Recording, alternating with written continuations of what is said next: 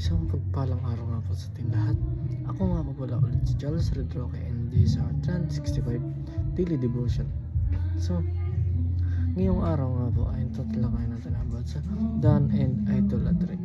And ang topic po natin ngayong araw ay when people reject God's best.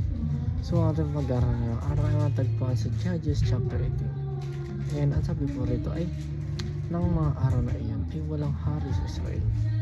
At ng panahong iyon ay humahanap ng lipin ng mga danita ng isang lupaing matitirhan, sapagkat hanggang sa araw na iyon ay wala pang lupain mula sa mga lipa ng Israel ang naibigay sa kanila. Kaya't ang mga anak ni Dan ay nagsugo ng 5 lalaki mula sa kabuoang bilang ng kanilang angkan mula sa Sora at sa Estaol upang tiktikan ang lupain at galugarin, at sinabi nila sa kanila, kayo'y humayo at inyong siyasatin ang lupain. At sila'y pumunta sa lupaing maboral ng Ephraim, sa bahay ni Mikayas, at tumuloy roon. Nang sila'y malapit na sa bahay ni Mikayas, nakilala nila ang tinig ng binatang Levita. Kaya't sila'y pumasok roon at sinabi nila sa kanya, sino nagdala sa iyo rito?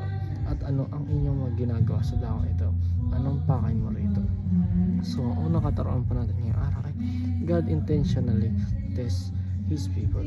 So, ang ating Panginoon, intention niya talagang tinetest ang mga tao kung ito nga ba ay talagang nararapat at talagang nananampalataya sa Kanya. So, para saan pa ang pananampalataya natin kung hindi naman itong matitest ng isang bagay o ng ating Panginoon, kung hindi niya ito mapapatunayan sa atin o kung hindi natin ito mapapatunayan sa Kanya, talagang tayo ay sumasamba o nananampalataya sa Kanya. Kaya ginagawa ng ating Panginoon ito para lamang sa atin at hindi para sa Kanya. So, ang pangalawa naman po sa ating kataran ay God trains His people for their good. So, ito ngayon tulad ng sinasabi ko kanina na ginagawa ito ng ating Panginoon para sa sarili natin at hindi para sa hindi lang para sa sarili niya, kundi para rin ito sa ikakalulahati niya. Ngunit meron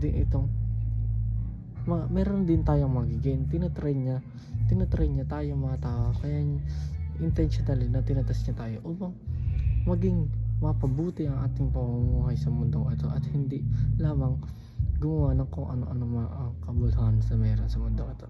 So, ang last naman po sa ating kataran ay people tend to rebel and settle for less. So, dahil nga ang mga tao raw, ang mga people dito sa mundong ito ay nagtitend sila ng magrebelde at mag-settle for less kaysa na gawin pa nila kung ano ang nararapat na ibinigay na sa atin ating Panginoon.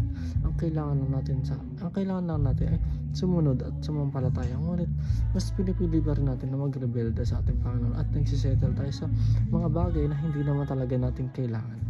Yun lang po, di lang na po ako tatapos. Thank you.